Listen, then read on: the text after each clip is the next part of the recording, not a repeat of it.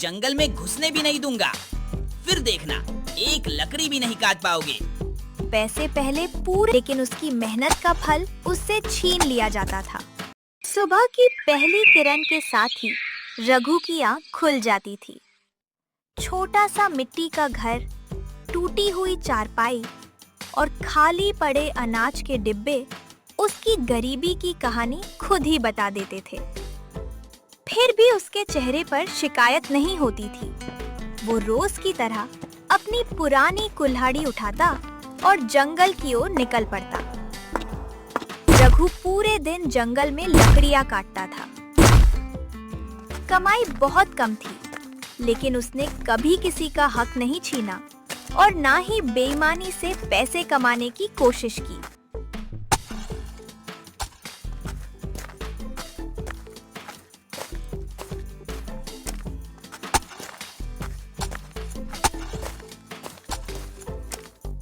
रघु, पहले थोड़ा पानी पी लो।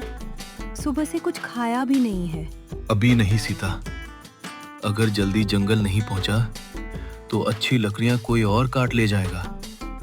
लेकिन खाली पेट इतना काम करोगे तो तबीयत खराब हो जाएगी। मेरी चिंता मत करो, बस भगवान करे आज लकड़ियां अच्छे दाम में बिक जाए ताकि घर का राशन आ सके।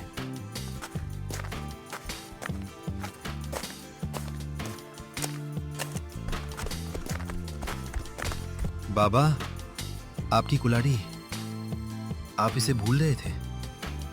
अरे धन्यवाद बेटा, अगर तुम नहीं होते तो आज मुझे वापस आना पड़ता।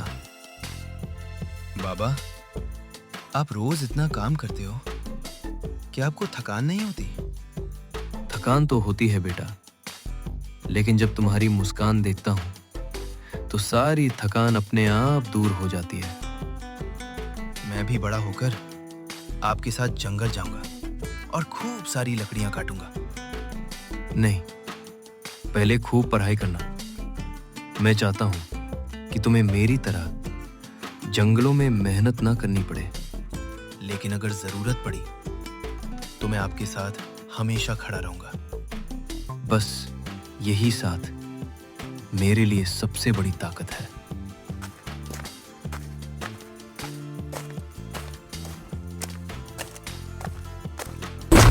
रघु के हाथों में छाले पड़ चुके थे, लेकिन उसने कुल्हाड़ी चलाना नहीं छोड़ा।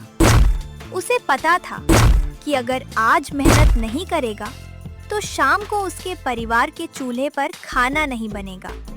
हे भगवान, बस आज इतनी लकड़ियां बिक जाए कि घर में राशन आ जाए। मैं और कुछ नहीं मांगता। पूरा दिन जंगल में मेहनत करने के बाद रघु लकड़ियों का गट्ठर कंधे पर रखकर गांव की ओर चल पड़ा। उसके मन में बस एक ही उम्मीद थी कि आज लकड़ियां अच्छे दाम में बिक जाएंगी, जिससे वो अपने परिवार के लिए राशन खरीद सके। लेकिन रास्ते में गांव का जमींदार महेश अपने 2 आदमियों के साथ उसका इंतजार कर रहा था। उसकी नजर रघु की मेहनत पर नहीं, बल्कि उसे सस्ते दामों में लूटने पर थी। रघु, जरा रुको, कहाँ जा रहे हो इतनी जल्दी? मालिक, बाजार जा रहा हूँ। आज की लकड़ियां बेचनी है। लकड़ियाँ तो अच्छी काटी हैं, लेकिन अब इन्हें बाजार ले जाने की जरूरत नहीं है। जी मतलब? आज से सारी लकड़ियाँ मुझे ही बेचोगे और वही दाम मिलेगा जो मैं तय करूँगा। लेकिन मालिक, बाजार में इससे कहीं ज्यादा कीमत मिल जाती है। मुझे बाजार की कीमत मत समझाओ, यहाँ वही होगा जो मैं कहूँगा। मालिक, इतने कम पैसों में मेरा घर कैसे चलेगा? मेरे छोटे बच्चे और परिवार का खर्च इसी कमाई से चलता है। वो तुम्हारी समस्या है, मेरी नहीं। मैंने हमेशा ईमानदारी से मेहनत की है। मेरे साथ ऐसा मत कीजिए। ज्यादा बोलोगे तो जंगल में घुसने भी नहीं दूंगा। फिर देखना, एक लकड़ी भी नहीं काट पाओगे। ठीक है मालिक। अच्छा है, समझदारी से काम लिया। रघु मजबूरी में लकड़ियां महेश को कम दाम पर बेच देता है। उसकी आंखों में निराशा साफ दिखाई दे रही थी। महेश की वजह से रघु की कमाई आधी रह गई थी। जो पैसे पहले पूरे परिवार का गुजारा कर देते थे, अब उनसे 2 वक्त का खाना भी मुश्किल से जुट पाता था। धीरे धीरे घर का राशन खत्म होने लगा। मिट्टी के बर्तनों में अनाज की जगह खालीपन दिखाई देने लगा। हर दिन रघु पहले से ज्यादा मेहनत करता, लेकिन उसकी मेहनत का फल उससे छीन लिया जाता था। घर में बस थोड़ा सा आटा बचा है, इसके बाद क्या होगा? मैंने पूरी कोशिश की, लेकिन महेश इतने कम पैसे देता है कि घर चलाना मुश्किल हो गया है। तुम खुद को दोष मत दो, गलती तुम्हारी नहीं है। मैं अपने परिवार को भूखा नहीं देख सकता। जब तुम दोनों की तरफ देखता हूं, तो लगता है मैं अपनी जिम्मेदारी पूरी नहीं कर पा रहा। ऐसी बातें मत करो, मुश्किल हमेशा नहीं रहती, कोई ना कोई रास्ता जरूर निकलेगा। बाबा, हम सब साथ हैं, आप अकेले नहीं हो। बेटा, मुझे बस इस बात का दुख है कि तुम्हें इतनी छोटी उम्र में ये सब देखना पड़ रहा है। मुझे आप पर भरोसा है, आप हमेशा कोई ना कोई रास्ता ढूंढ लेते हो। कल फिर नई सुबह होगी, हिम्मत मत हारना। हाँ, मैं कोशिश करना कभी नहीं छोड़ूंगा। परिवार के पास पैसे कम थे, लेकिन एक दूसरे का साथ पूरा था। यही हिम्मत रघु को हर मुश्किल के बाद फिर से खड़े होने की ताकत दे रही थी। अगली सुबह रघु ने एक बड़ा फैसला लिया। उसने सोचा कि अगर गांव में उसकी मेहनत की कद्र नहीं हो रही, तो वो अपनी लकड़ियां शहर के बाजार में बेचकर देखेगा। लंबा सफर तय करने के बाद वो पहली बार शहर पहुंचा। वहां का बड़ा बाजार लोगों से भरा हुआ था। रघु मन ही मन सोच रहा था कि पता नहीं यहाँ उसकी लकड़ियां बिकेंगी भी या नहीं। हे भगवान, बस आज मेरी मेहनत की सही कीमत मिल जाए। अरे भाई, जरा ये लकड़ियां दिखाना। जी मालिक। सारी लकड़ियां सूखी और मजबूत है। वाह, लकड़ियां तो बहुत अच्छी हैं। इन्हें तुमने खुद काटा है? जी, पूरे दिन जंगल में मेहनत करके लाया हूँ। तुम्हारी लकड़ियों की गुणवत्ता बहुत अच्छी है, मैं पूरा दाम दूंगा। इतने पैसे? कहीं गलती से ज्यादा तो नहीं दे दिए? नहीं, यही तुम्हारी मेहनत की असली कीमत है। पहली बार किसी ने मेरी मेहनत की इतनी इज्जत की है। मेहनत की कीमत हमेशा मिलनी चाहिए। जब भी लकड़ियां हो, सीधे मेरे पास ले आना। बहुत बहुत धन्यवाद। आज मेरा परिवार सच में खुश हो जाएगा। रघु के चेहरे पर कई दिनों बाद सच्ची मुस्कान थी। उसे समझ आ गया कि मेहनत की कद्र करने वाले लोग हर जगह मिल सकते हैं।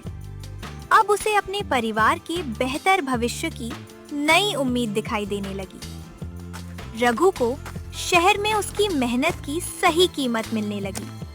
यह बात धीरे धीरे पूरे गांव में फैल गई। दूसरे लकड़हारों ने भी शहर के बाजार में अपनी लकड़ियां बेचना शुरू कर दिया। अब कोई भी महेश को सस्ते दामों पर लकड़ियां बेचने को तैयार नहीं था। कुछ ही दिनों में महेश का कारोबार लगभग बंद हो गया। तब उसे पहली बार अपनी गलती का एहसास हुआ। रघु, जरा मेरी बात सुनो। जी, कहिए मालिक। तुम्हारे साथ बहुत गलत किया। अपनी ताकत के घमंड में मैं तुम्हारी मेहनत की कद्र करना भूल गया। हर इंसान से गलती हो सकती है, लेकिन उसे मान लेना सबसे बड़ी बात होती है। रघु, मुझसे गलती हो गई, मुझे माफ कर दो। माफी मांगने से पहले एक बात याद रखिए, किसी मेहनतकश इंसान की मजबूरी का कभी फायदा मत उठाइए। तुम सही कह रहे हो। अब से मैं किसी के साथ अन्याय नहीं करूंगा। दूसरों की मेहनत का सम्मान करोगे, तभी लोग तुम्हारा सम्मान करेंगे। मैं वादा करता हूँ, अब हर मेहनतकश को उसकी मेहनत का सही दाम मिलेगा। रघु चाहता तो महेश को अपमानित कर सकता था, लेकिन उसने ऐसा नहीं किया। उसने बदले की जगह इंसानियत को चुना। यही उसकी सबसे बड़ी जीत थी। समय के साथ रघु की मेहनत रंग लाने लगी।